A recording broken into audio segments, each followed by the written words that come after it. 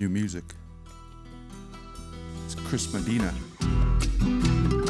Went for a little instrumental from Chris Medina. I like it. Hey, welcome. I'm Chris Lopez, host of the Valley Pod. We're here with Attorney General Phil Weiser. We're in our studio on the south side of Alamosa. It's good to see you again, Mr. Attorney General. It's great to be back. You are on some serious footing these days, I have to say.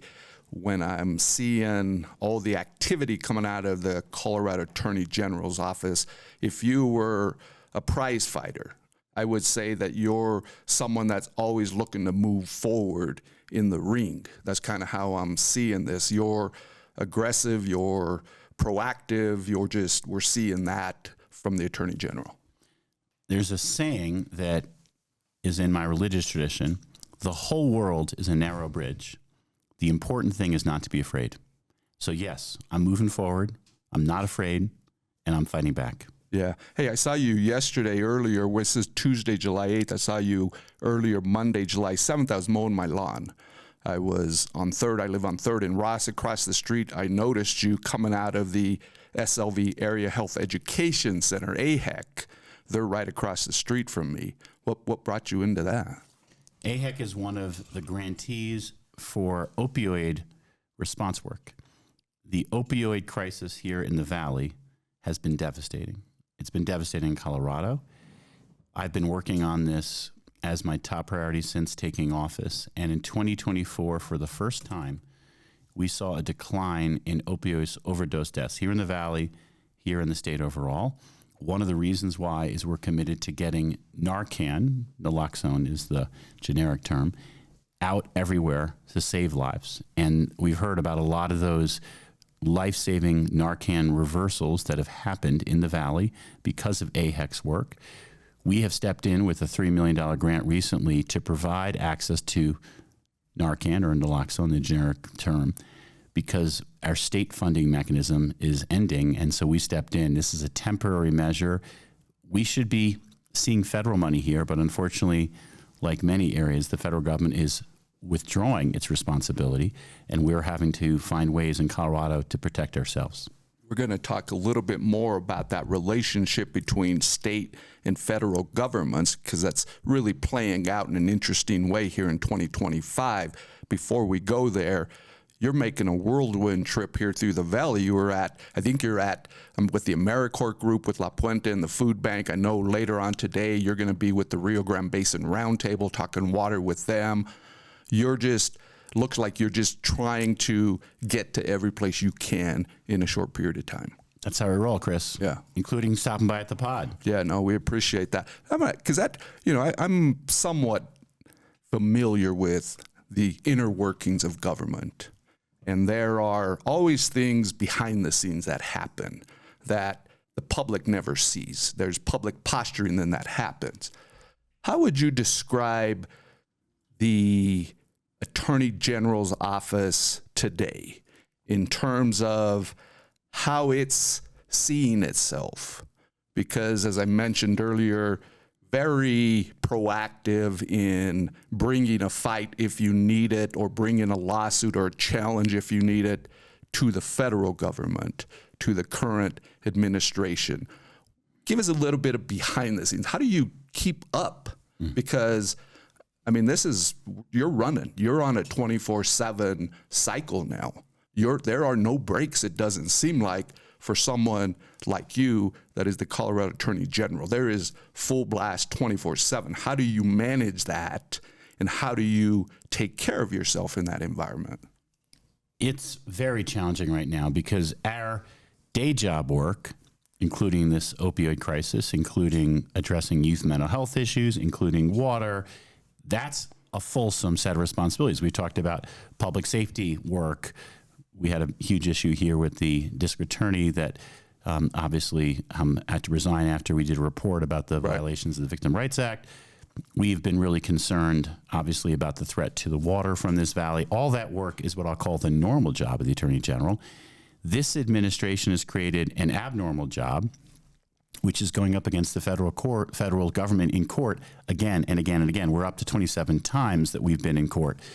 That does mean our workload is quite demanding. I am committed to the job description that I set out for myself when I announced my campaign over 8 years ago to be the people's lawyer, which means when issues are affecting the people of Colorado, my job description is, how can I help? I view myself as a creative problem solver. So as issues come up, like this opioid crisis, I got to think hard, what can I do to make a difference? And that's the demanding responsibility we have to serve. We take it very seriously. We have a great team, and we're all in. And I should note, too, that you're also running a campaign for governor in 2026. So it's not like the Attorney General can focus on one job. You're also trying to move into the governor's position, which is in itself a full-time challenge there to try to get there. Let me ask you, because I'm a budget guy. I like looking at state budgets, federal budgets. I'm a budget number guy. How do we as taxpayers afford all the litigation, not just state Colorado tax? We're also paying for the federal prosecutors, the U.S. Attorney General's office. As taxpayers, we're getting hit both ways in terms of we have to fund these efforts in court. How do you do that from a budget perspective? Do you have to go to the General Assembly, ask for more money? How do you fund what you're doing? You talked about 27 cases that you filed. A few answers here, Chris. First, we did go to the General Assembly, and we asked for 3 new positions to help support this work. However, those 3 positions is a fraction of the amount of work we're doing. What I've had to do is ask my team to step up, and they are. People are working harder and longer because of the challenge of the work that we have. Number 2, when you think about the impact to the state, had we not brought these lawsuits, we would be short hundreds of millions of dollars. I'll give you one example. There was a lawsuit around public health funds that were suspended by the federal government without any legal basis. We went to court, we led this lawsuit, and we got $230 million to Colorado that was promised and illegally withheld. That's a lawsuit we led. The third point I want to mention, of the 27, we've only led 3 of them so far. The others, 24, we are co-joiners, if you will, which means we are having to carry some of the load, but not the majority of the load. This is a team effort with other state attorneys general. This is a extraordinary moment. It's unlike any in American history. Even the first Trump administration, where I served the last 2 years, there were cases that I picked up that were filed before I got there, like the case Protecting the Dreamers. There were cases I filed while I was Attorney General against the administration. There were 11 total in 2 years. We're up to 27 in less than 6 months. It's also can be, I think, confusing for citizens of the state, of the nation, when we see all this activity happening in federal court and you see a ruling come out from the Supreme Court. I'll give you an example on gender affirming care. They made a ruling. Colorado, the Attorney General's office immediately put out a statement saying, we're not affected by that particular ruling in the state of Colorado because we have our own laws around this topic. And so then people aren't sure, right? They hear the national news and then they wonder, does it apply to me at home? In this case, it did not. How do you help people see all this? I mean, I find it honestly overwhelming, confusing, and I'm trying to track it closely. And I have to read everything to say, oh, this one does not apply to us because Colorado has these laws. We're seeing a really interesting play out between states, their constitution, their laws, federal government, their constitution, the federal laws. That's a really interesting dynamic we're watching. Chris, you're right. It's a confusing moment we're living through because there's so much activity happening. These executive orders that come out on a weekly, sometimes daily basis are confusing. These executive orders are not law. They are an intention of what the administration will do. In some cases, that intention is plain enough as to warrant a lawsuit to challenge those executive orders. In other cases, the executive orders are press releases, if you will, and we have to wait till there's any real action to challenge. it's hard to keep track. And I think that's part of the strategy, to keep people off balance, to keep people uncertain. This is not the first president that's used executive orders to make things happen within the federal bureaucracy. What's different with this particular administration versus the Biden administration before him, who used executive orders, the Obama administration, the Bush administration? We've been seeing that. We just seem to see someone now in the Oval Office who's more aggressive there. I think this is different in kind, and here's why it's different in kind and not just in degree. Other administrations, I believe, would ask their lawyers, we're thinking about an executive order that would, for example, like President Obama did, provide a protection to the Dreamers by stating that we're going to deprioritize any deportation of Dreamers. We're going to put them the very last on the list, as what President Obama did. That was vetted through lawyers to say, can we do that legally? Can that be sustained in court? This administration, I believe, take the birthright citizenship executive order, which happened on day one. They're not bothering to ask the lawyers, can we defend it? They're saying, let's just do it, and we'll deal with the consequences later. And that means there's a lot more litigation, because when we look at an executive order, we're like, what were they thinking? And there was a judge in that case I mentioned, birthright citizenship, who said in 40 years on the bench, he was appointed by Ronald Reagan, this was the most unconstitutional action he had seen. That's jarring. The president takes an oath to follow the Constitution. On the first day, he does an executive order that's blatantly unconstitutional, seeking to override the 14th Amendment, and it goes downhill from there. A lot of the cases I've mentioned around funding, Congress mandates funding for electric vehicles, for AmeriCorps. Those are the other two cases we led. And all of a sudden, this administration says, we're going to ignore Congress. We're going to ignore the law. We're going to try to withhold this funding. We went to court in both those cases and won. The difference, too, I would say, in this particular administration with President Trump is he also has the loyalty of the Attorney General, the U.S. Attorney General in this case. That is a different relationship than what we've seen in past presidential administrations, where you go and say, hey, can we do this action? And you may have the Justice Department say, no, Mr. President, this is why you probably don't want to do that. In this case, you have really a very partnership between the White House and the Justice Department, where they're really just carrying out his bidding of what at least that's what it appears to be. How dangerous is that? It's very dangerous. We haven't seen that since Watergate. Since Watergate, the norm, and this is an important point, the difference between norms and law. The Attorney General is a direct report to the President. The President picks the Attorney General. The norm had been the Attorney General has professional obligations to the rule of law that call for some independence in how the Justice Department operates. It had been believed since Watergate that the Justice Department needed to operate with integrity towards how it operated in law enforcement. I'll give you an obvious example early in this administration. The White House told the Justice Department, drop the prosecution against Eric Adams, the mayor of New York, because he's willing to cooperate with us on immigration matters. Then the number 2 person at the Justice Department told the lawyers on the case, hey, I need you to drop this prosecution. Those lawyers were used to the norm that law enforcement is meant to be independent, by the book, not governed by political considerations. And so a number of the lawyers resigned rather than follow what they saw was an improper directive. In fact, one of the lawyers, Hagan Scotton, wrote this incredible letter of resignation. He said, if no one will tell the president that this is improper to drop a prosecution for political reasons, then I suspect he'll find at some point a fool or a coward to drop this case, but it was never going to be me.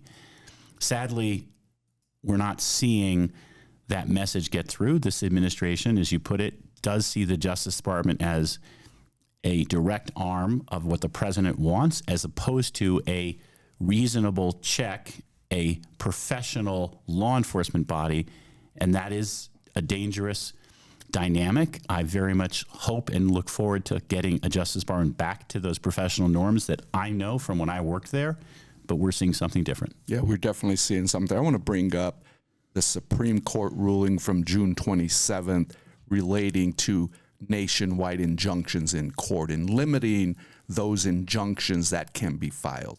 Explain that first process when you, as an attorney general, seek an injunction. And in this case, what was your reaction, response to the Supreme Court ruling where they were limiting or want to limit national injunctions? I'm really concerned. I recognize that national injunctions, nationwide injunctions or universal injunctions have been, in some cases, overused. I want to say of the 27 cases we've brought, we have not asked for universal injunctions in even most of them. The AmeriCorps case, for example, the only states who benefit from the injunction that continues the AmeriCorps program, continues the funding, are the states who filed lawsuits. That works in that case. But birthright citizenship is, to my mind, the poster child for what a nationwide injunction case would look like. It is, to my mind, inconceivable, not administrable to have birthright citizens for people born in Colorado but not in Utah because Utah didn't sue. What if someone in Utah comes to Colorado, has a baby there, moves back to Utah, born in Colorado, goes to Utah? How's this going to work? The Supreme Court, trying to limit universal injunctions, wrote an opinion that suggests they need to be the exception. They didn't rule them out in their entirety. They left the possibility, as this case goes back to the district court, that a coalition of state AGs has the right to ask for a universal injunction. So we're going to do that in this case. We have 30 days before the order of the president goes into effect. We'll see what the court does. But if you can't have universal injunctions in a case like birthright citizenship, I think it's going to be chaos. You haven't, that ruling has not slowed you down in the Attorney General's office in terms of challenging the federal government on different levels. In July 1, even you filed a suit with the U.S. Department of Education and how they discontinued funding $1 billion in congressionally approved grant funding. You challenged that. Did your strategy change from that Supreme Court ruling that came out in June to now how you see actions moving forward and how you're going to do that? That ruling governs universal injunctions and what it can mean if it's, as I noted before, fully implemented. We're not sure what will happen on remand in that case. But what it means is having a state AG willing to take on illegal action is all the more important. Universal injunctions means that other actors, could be states, could be someone else, brings a lawsuit. Everyone's protected, whether or not you brought the lawsuit. For Colorado, no. When there's illegal, harmful conduct that affects us, I'm bringing the lawsuit. Like that case you mentioned, that was mental health grant funding.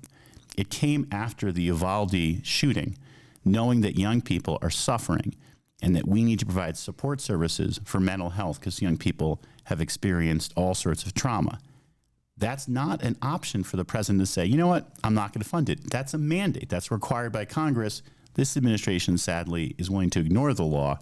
My view is no president's above the law. That's why we're in court in that case. Give us a lesson real quick on the federal district court system, because when Colorado files a suit, it's usually in a particular federal district court. Explain that for people. Explain that system of federal district courts and how they function, interact with each other.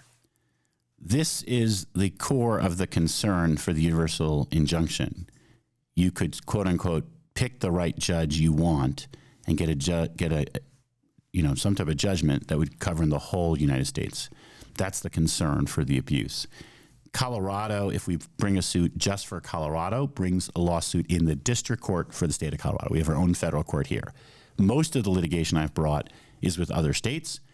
And so we've actually cooperated and picked the right venue that would serve the coalition. And so we've brought cases in a number of different jurisdictions, and they've had a number of different judges appointed by different presidents. The question that we'll always continue to ask is, how do we best position our litigation? And that's something that we will continue to do with our litigation partners. Many of the AGs are really committed to how do we work together effectively. It's a team effort. And so I've had cases literally stretching from Rhode Island on one side of the nation to Washington on the other. and we'll continue to be looking how we work together effectively, how we best protect Colorado, and that means we have litigation in all sorts of federal courts. I noted at the front end, he's also running to be the governor of Colorado in 2026. You're later today with the Rio Grande Basin Roundtable group talking water. I heard back in May that there may be a settlement with the Rio Grande Compact lawsuit between the states of New Mexico, Texas, and that the federal government may be signing off. Where are we on that? Has anything changed since that news came out in May? We're on track, and this is important because this case went all the way to the U.S. Supreme Court. The concern that we had is the federal government taking a position that would have been overstepping its role, and we believe we have a settlement that properly has the federal government in its place, resolves the concerns, which really were mostly between New Mexico, Texas, and then a little bit the federal government. We were obviously involved. We're part of this compact, but the allocation issues never affected Colorado that much. But the main point we wanted to do is make sure the right principles were followed, and we believe we have a settlement that does that. So you think that that's going to come and get the federal government ready to sign off on that, which is what happened last time when they didn't sign off on the agreement between Texas and New Mexico, and they objected to that. Now it looks like they're not going to object. That's right. Last time the federal government said they had an objection, it went all the way to the Supreme Court. Supreme Court ruled in that case. It's now back on remand. We believe we have a settlement with this. We'll see, but we believe the U.S. government is on board and we're set to bring this to a conclusion. What other water topics do you want to bring up or will you bring up with the Rio Grande Basin Roundtable, or what is the purpose of that particular invitation that you accepted there? First and foremost, I want to make sure that I'm always in dialogue with communities across the state on issues that matter. And here in the Valley, water is very important. A topic that is likely to come up because it's been on our minds is, will this buy and dry plan from the so-called renewable water resources effort get any traction? There was a recent effort by Douglas County to try to make themselves a home rule county. One of the reasons they said they were pursuing this, they thought it would advance their plans on water that could include taking water from this valley. I've said that will happen over my dead body, and then I'm ready to go to court and fight it every way I can. That remains my position. I've remained vigilant on this. We can't be complacent. They're not showing signs that they're done with this. This is an ongoing issue. That's going to probably come up as well. Yeah. I want to ask you, 8% curtailment this summer on the Rio Grande and the Conejos River. It doesn't seem to me, and talking to farmers, water managers, not sure that there's going to be a recovery of these aquifers, particularly unconfined aquifers. These look like futile efforts, to be honest with you. Are there any changes that you're contemplating, thinking about when it comes to the groundwater pumping regulations that govern pumping in the San Luis Valley? Is there anything there that we would see maybe a Governor Weiser want to try to move forward to, or here in your final months as Attorney General, anything different that you can imagine or see that maybe we should try beyond what we're doing now, which is restricting groundwater pumping as best we can? The way water works in Colorado is a unique system that blends state authority and local governance. The conservation district here is overseeing the measures you're talking about, and the state engineer is keeping a close eye on it. I believe in that process. It has served Colorado well. We will have to continue looking at this situation of groundwater and have to keep asking, how do we best manage this precious resource? I don't have any immediate views on what to do in the face of a challenging hydrology. I do believe we have to keep thinking hard about a series of strategies that include, how are we most smartly storing water? How are we reusing water? How are we conserving water? One of the efforts I know underway in the Valley is moving to rye as a lower water product. I would tell you, if you ask me what are things on my agenda, is continuing to evaluate those sorts of opportunities and ask how can we help make those sorts of conservation measures more practicable, more achievable. Yeah, again, I don't see any solutions. It doesn't seem. We'll see how things go. I want to bring up one more thing, and again, we appreciate all your time, and that's red states, blue states, because it does seem like we're in an era where maybe the federal government, this particular administration, is playing a strategy where red states get certain considerations from the federal bureaucracy, blue states get it different. Do you see any of that? Do you see any danger in how we administer now federal laws when we look at red states versus blue states in this country? Do you see, is that a concern of yours from where you can see things of how the federal government is looking at the country and looking at the map in the states of the country? Does any of that ring true to you? Chris, I'm terrified by that. And for an obvious and painful example, look at what Mike Lee had proposed for public lands. Sell public lands off to the highest bidder in Colorado, but protect public lands for the public in Montana. What's the story? Red states versus blue states. In red states, we protect public lands for the public. In blue states, we sell them off to the highest bidder. I find that to be un-American. I also believe there's serious constitutional problems in that such a strategy, and you could tell that story in many different contexts, but this was a pretty clear storyline. I think that's a violation of equal protection of the law. So I'm ready to go to court to stop that sort of selective government administration to harm states based on who they voted for president. It's just wrong, and it's not how we operate in America. America is meant to be e pluribus unum. Out of many, we are one. We have presidential elections, and we don't punish our political opponents through selling off public lands or withholding funds or prosecuting people in a court of law. Those are all concerns that I am watching, and I'm going to make sure that we defend this very important principle of impartial government administration, impartial law enforcement. When you think of the next period of years, we're barely half a year into this Trump administration. We have 3.5 years to go. When you think of that period of time, there's probably two positions in each state that really are going to matter: the Attorney General and who that is and what they do, and the governor of that particular state. You're running to be the governor of Colorado. Why is that? Why are you looking to make that move? Why are you the best person in your view to be the next governor of Colorado? I want to be governor because I love Colorado. I believe in Colorado. I am committed to serving.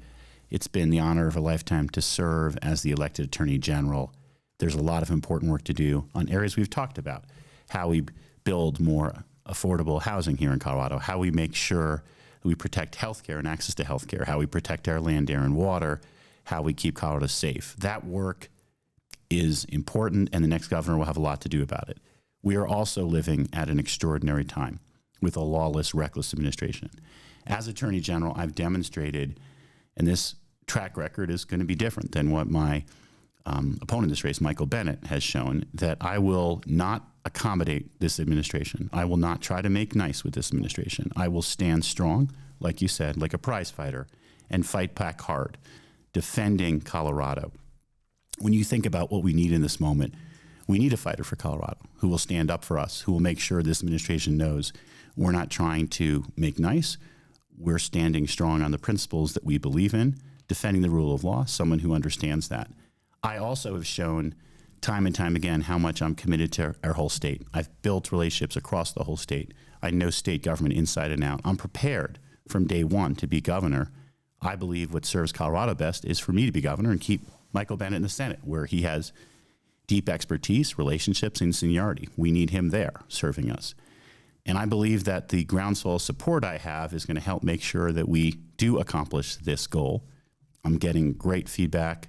The work we're doing, people notice. I want to keep doing it. That's why I want to serve. Yeah, it does seem to be to your advantage to be the Attorney General at this time, because you are able to fight at that level where legislators really can't. We're seeing some interesting activity coming out of the Attorney General office under Phil Weiser. Hey, you've been listening to the Valley Pod, and our episode with Phil Weiser. The Valley Pod is produced by Chris Mondragon.